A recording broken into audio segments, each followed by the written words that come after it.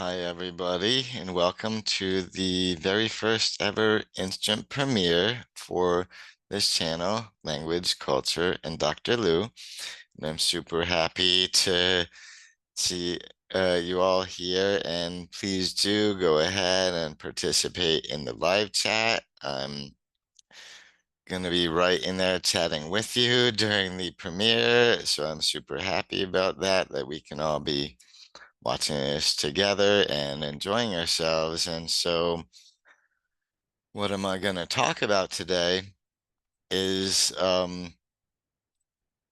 all these times in English where we end up using words that are French on their face. Um, like, for instance, most most American English speakers, we all know the word with the expression du jour, like the soup du jour is the soup of the day. And that's a little bit of French that we just pick up on just by speaking English. And there's lots and lots of other words like that. And so I find it interesting that we still recognize them as being foreign, as being French, even though they're very much on the way to becoming part of our English. And I also, uh, yeah, I wanted to talk about how you can spice up your English a little bit, using some little French phrases here and there, and ones that other English speakers will totally already understand. And so I'm calling that at it spicing up your English with a little je ne sais quoi, right? Je ne sais quoi being the little distinctive feature, a positive thing that you can't quite put your finger on. I think adding a little French into your English will do the trick for that. And so I guess again, please participate in the live chat and please give this video a big thumbs up. And if you haven't subscribed yet, please do. And by the way, if you're catching this video on the replay after the premiere is over, still your comments are very much welcome in the comments section, even though the live chat won't be available on replay. I would really love to hear people's thoughts on other words that they know that come from France that they like to use in their English, because there's so many of them, and so I can't cover hundreds and hundreds all today in one video because I don't want it to be 300 hours long. But yeah, so let's get to it. And I'm gonna start with a little image on the title slide.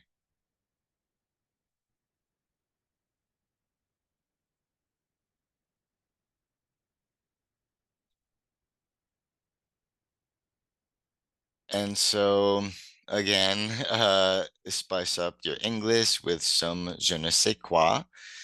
Um, and why I want, I know I've already told you what the topic is, but I wanted to bring up this slide too, so you could get a mental note of the images that we're looking at. Trust me, this will become important later on in the show, where we got this young man wearing glasses with the little speech bubbles, little blue bubbles leading up to the big bubble with the colors of the French flag, blue, white, and red, of course. Just make a mental note of that image. And so again, let's let's get on with it and start adding a little je ne sais quoi to our English. There you go. That's why I had you make a mental note of it, of that image. We all know this expression in English, déjà vu, which in French we say déjà vu, but of course in English we don't have the U, sound. So we just say ooh, like déjà vu. And so that literally means already seen. And so in French, we just sort of use it to mean, oh, again. Uh, but in English, it reminds me of um, it's a very trippy feeling of, wait a minute, I think I've been here and done this before. Like I'm really recognizing stuff that I shouldn't necessarily be um aware of. But yeah, so it's a little flashback and it's a little trippy. And so simply means it's already seen. And this, of course, you could use when somebody's doing something silly for the third or fourth time and pointing out how typical it is. Oh, déjà vu. Um, and there's lots of other times we could use this in English. And so moving on to something other than a clinical term. Oh, by the way, déjà vu is also a technical clinical term in psychology, uh, for that feeling of being very familiar with something, even when exposed to it for the first time. Um, and um, and there's also the opposite, jamais vu, but I'm not gonna get into that because that's not an expression we ever throw around in English. So moving on to other ones that we do include, of course, the word seek. And of course, all English speakers know the word seek, and we often know what it means. Cool as in fashionable and stylish. And of course, you might be surprised to know how long the word seek has been used in English. A good 150 years about. It's been used in English since as early as at least as early as the 1870s and not the 1970s like one might assume because of the picture on the top there, that disco band. It's an American disco band named Seek that was formed in 1972. And we all, I'm sure, remember some of their songs like Le Freak, Say Seek, all of that. And that was fun. And the picture right below that gives good examples of what we mean by somebody being chic. It's having stylish look. And these people here, GQs, these were among GQ's most chic people of 2023 of last year. So if you don't recognize them, don't worry, they're last year's news. And if you do, you might recognize them as being very chic. And I love this Cubist woman painting that's sort of giving the elegant chic look. And I love that one because it's very French fashion. But anyway, so chic, that's a word we can use as something's cool, but in a really stylish way. Definitely, definitely usable many times a day. And so another word that we can use in English, quoi, Quoi, quoi, is pronounced like that, and it means what?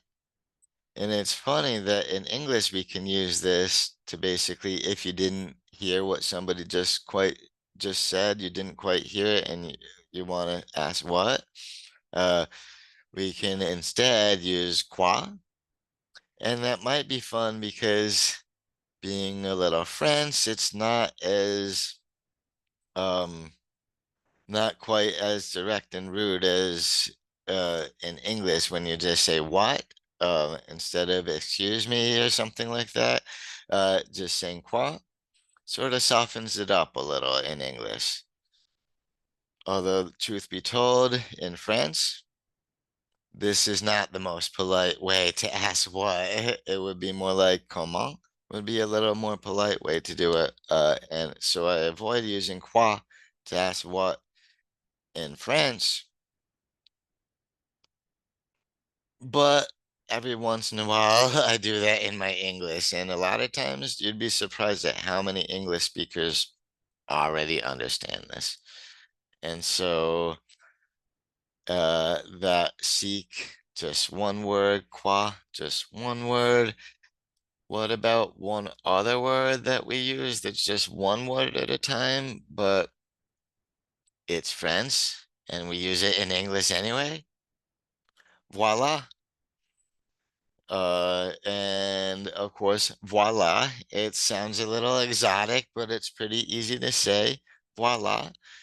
And this doesn't have to just be for magicians who are giving the big reveal of their trick or anything, because in France it means there it is, or here it is, or here you go, there you go, there you are.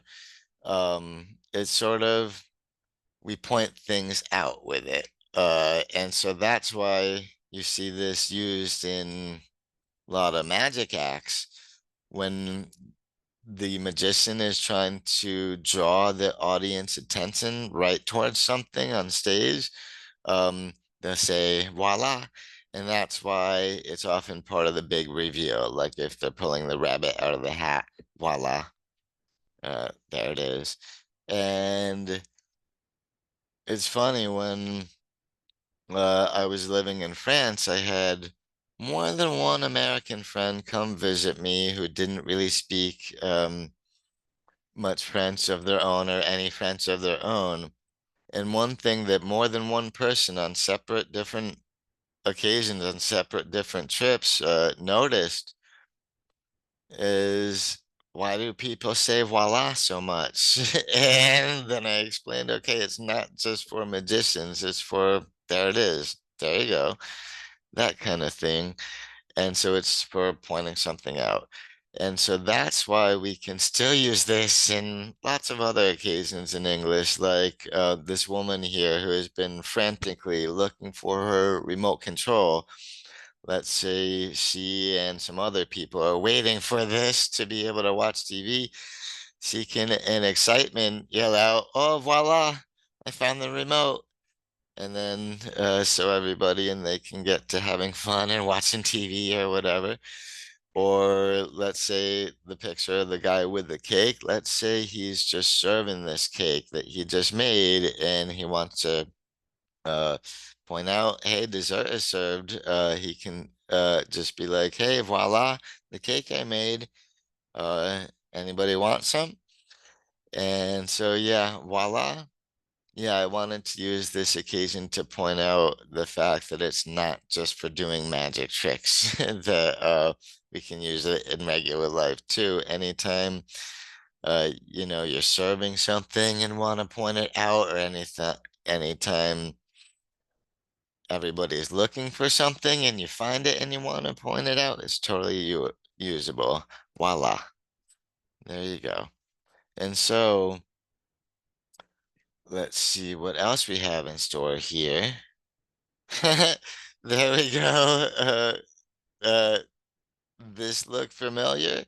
Um, that's because it is. We have seen this already. We've seen it before, and I wanted to bring that slide up to just reinforce the uh feeling or at least the meaning of déjà vu. It's been here, done this before, I've already seen this, déjà vu.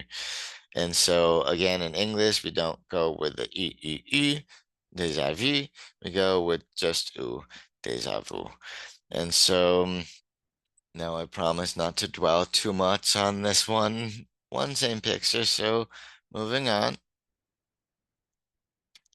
One other term that's just one word in French at a time that's totally pronounceable in English, to say. is something that we can use in conversation in English. And this, for the record, to say is not that often used in conversation in France because it's a fencing term. Um, to say means touched. So this would be if you're fencing and the one player there strikes the other one on the chest, that would be to say, and that's how you score a point in fencing, pretty much. And so, how we can use this in English conversationally is if, um, let's say you're discussing something and somebody else makes a really good comeback. Like you say something and they have a really good comeback that makes a lot of sense. And so they're getting you to agree with that in a way you can say to say, you know, which more or less, good point. Um, and so, yeah, the whole point thing, again, that's a literal thing in fencing, to say. But yeah, I find in English we actually use this term to say a little more in conversational language than we do in French. And so if you want to let somebody know that that they made a really good point in a conversation, or that that was a very clever comeback, you can tell them to say. So anyway, I hope everybody during the premiere is still enjoying the live chat. And please, if you have any questions or comments about any of this stuff I'm saying, write it in the chat. Again, I'm right along there chatting with you during the premiere. And so after to say, let's move to expressions that use more than one word, like au contraire. I wanted to bring up this one, au contraire, because we can very much use it in conversation. In English, it's a sort of segue. It's a linguistic segue in English where you're saying on the contrary. And so, au contraire, you'd be amazed how many English speakers actually already understand this. And so, au contraire, and it sounds a little less contrary than saying the word contrary in English, or a little less contrarian anyway. But au contraire, we can use this just to say, on the contrary, or rather, on the other hand, on the other side of this, and one thing I wanted to bring up with this whole au contraire thing, and again in French, au contraire, but a lot of times when there's a nasal vowel going on in the French word, we don't really do the nasal vowel in French. So contraire becomes contraire in English. And also, we don't really do the French R that well in English because English has their own particular R. But one thing I wanted to mention about saying au contraire is it's rarely appropriate to actually follow that up with mon frère, right? If you say au contraire, mon frère, or au contraire, mon frère, literally what you're saying is on the contrary, my brother. So that terminology is really not all that applicable unless you're actually talking to your brother or to someone who you consider a brother or brotherly to you. So a lot of times you might just want to stick with au contraire and then go back to what else you were gonna say, what is on the contrary. And if you really want to follow it up with something, au contraire, mon ami works very well because that's on the contrary, my friend. So that's much more likely to be applicable regardless of um, Yeah, how you know this person if they're not your brother, mon ami. That can probably work. Anyway, so um let's see what else we have in store here. Oh, c'est la vie, right? We have this expression, c'est la vie, and it's funny, once or twice, I teach French, of course, for a living well, different universities at different times anyway. And once or twice in class, when I've said c'est la vie, I've actually had a student just say la vie afterwards. I swear this is true. It's happened more than once in different classes over the years, so I try not to use that one, c'est la vie. Um, and especially while I'm speaking French, I don't use that one all that much because literally it means that's life. And it's a kind of defeatist attitude. It's like, that's life for you. There's nothing we can do about it. And that's why the picture is like a very sinister, as compared to Porky Pig at the end of the cartoon, surrounding by circles of rainbow and all that. And here we got the creepy Joker. That's life, folks.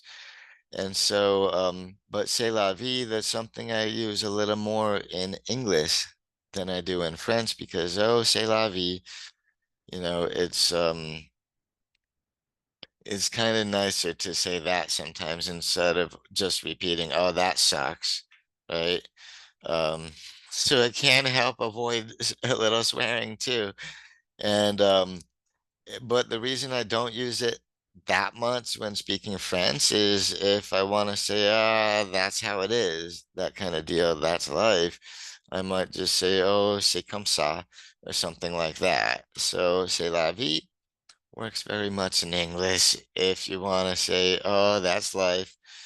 Um, yeah, and again, it's a whole expression, but you'd be amazed at the number of English speakers who already know exactly what you mean for this one and for pretty much every other expression that I've talked about so far and in the future.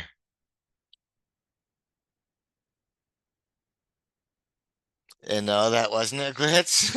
I'm having a little deja vu as well. I know we've already seen this, already been here, and so um yeah, again, just reinforcing here what we mean when we say deja vu, because we've already seen this before. And now, remember when I said that when there's a nasal vowel in a word in French and we borrow it into English, we usually don't even bother saying the nasal vowel. That's why this expression in French, en route, in English, we just say en route. And interestingly, yes, on here is spelled with en, not on, but en route. And in French, a route can be a road. So that's why the pictures of the highways there and the roads. And it also can be, a way. And so that's why when we say, oh, somebody is en route, that means they're on their way. Like they're coming, they're on their way, they're en route.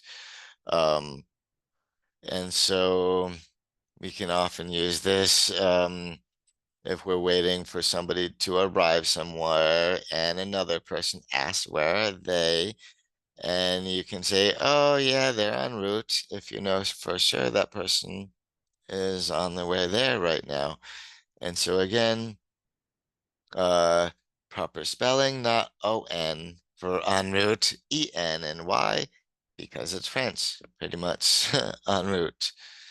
And now one other expression that's really two words, carte blanche, which in English we say carte blanche, or carte blanche.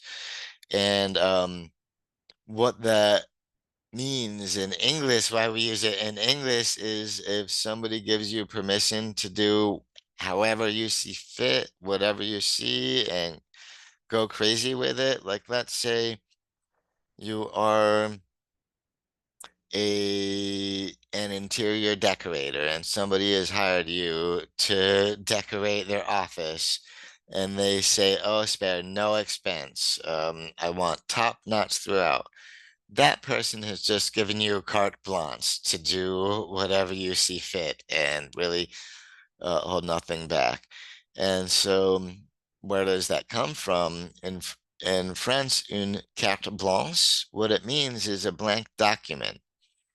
And so, what we're referring to is a blank check, like a signed blank check, like I have in the little picture all the way on the bottom left there, um, which is pretty much however much money you need, go for it.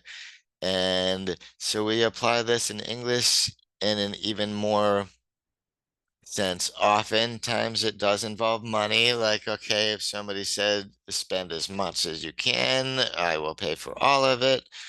As much as you need to, I will pay for all of it.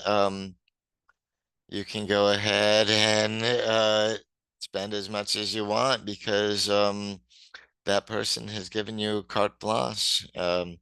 And so that's why these two people in the picture in the middle are super excited, jumping up to the moon because they were just given carte blanche to do whatever they want on a project that they've been working on.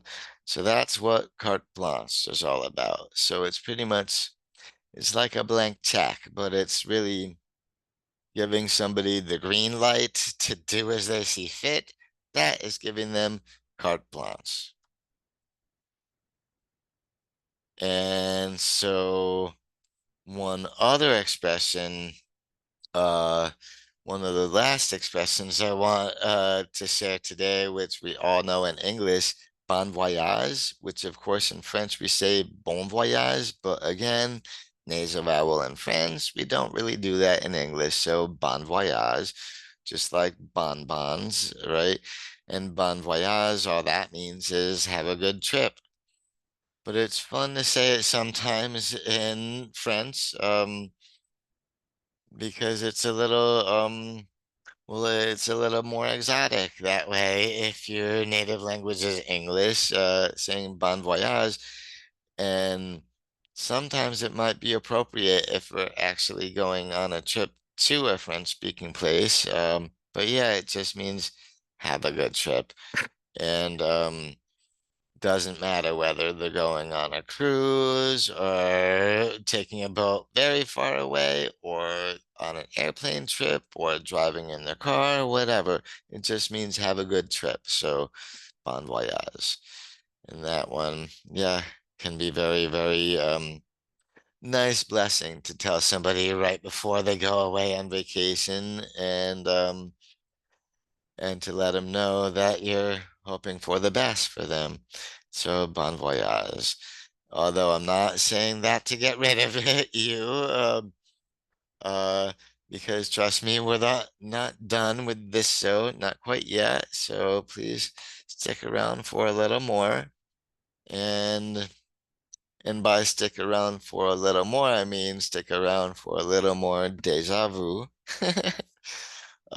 Sorry, I just couldn't help myself.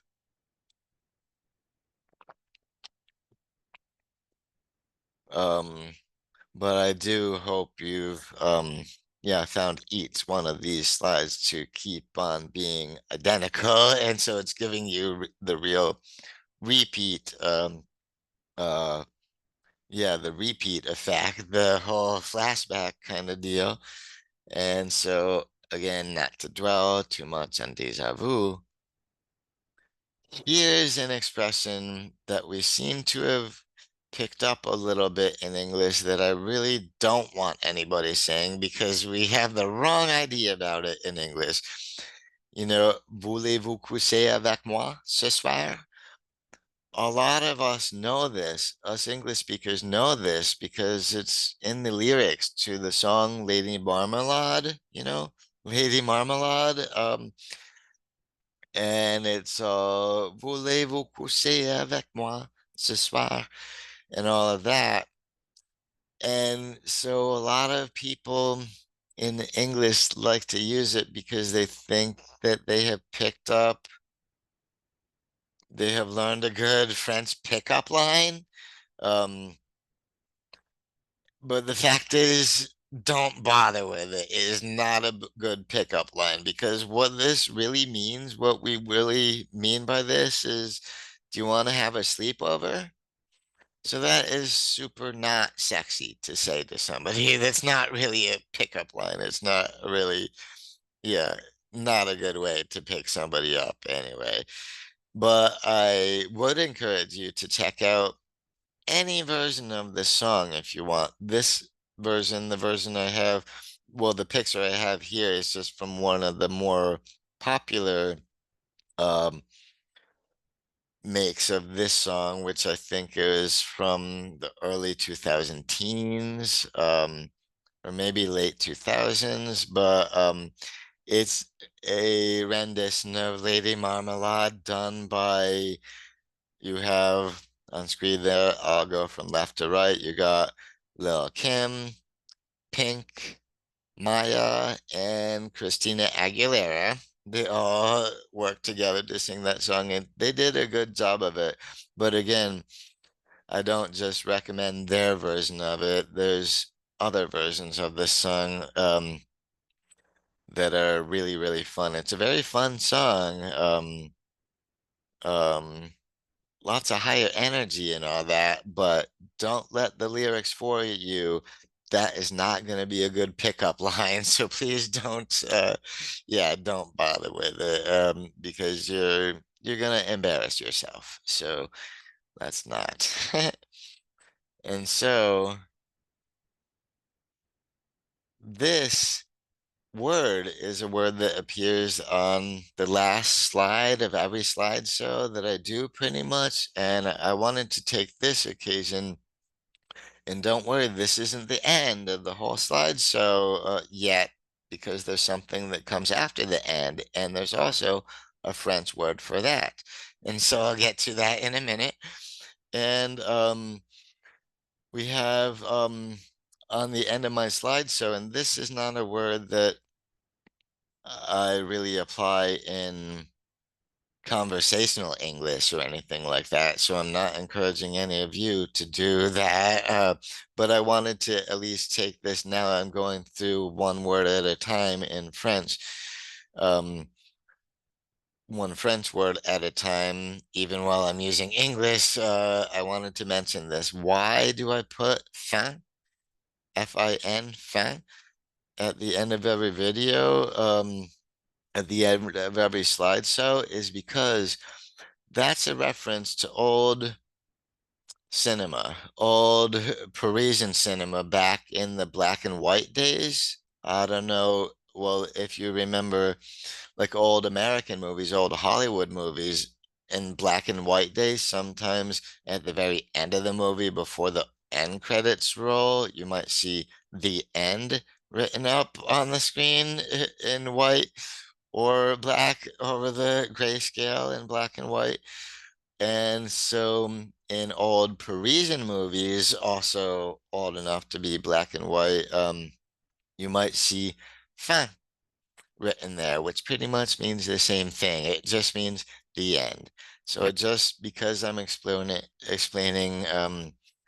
these French words used in English right now, I wanted to throw in that one in case any of the viewers didn't really get why I was doing that or how you say it again.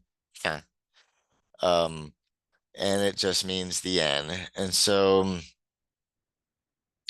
what happens if you're at a live show and the band, you're at a live music performance, okay, and the band has just played their last number and they go off stage and the audience wants them to come back again, come out again, and do more, we might yell, Encore, right? Encore, encore, or encore. And again, on being spelled en because it's French, just like it was with en route.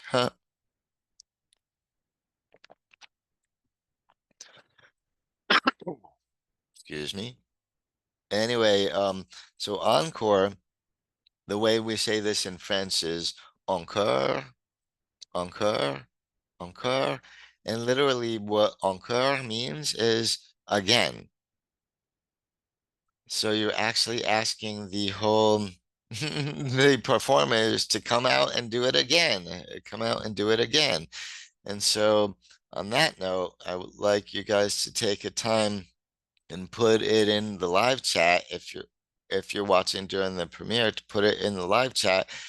Put encore in the live chat if you wanted me to do any more slides before I end the slides. So, and I'll just take a minute to look and to verify if in the live. Yes, indeed, it looks like we have a request for encore. And so you asked for it.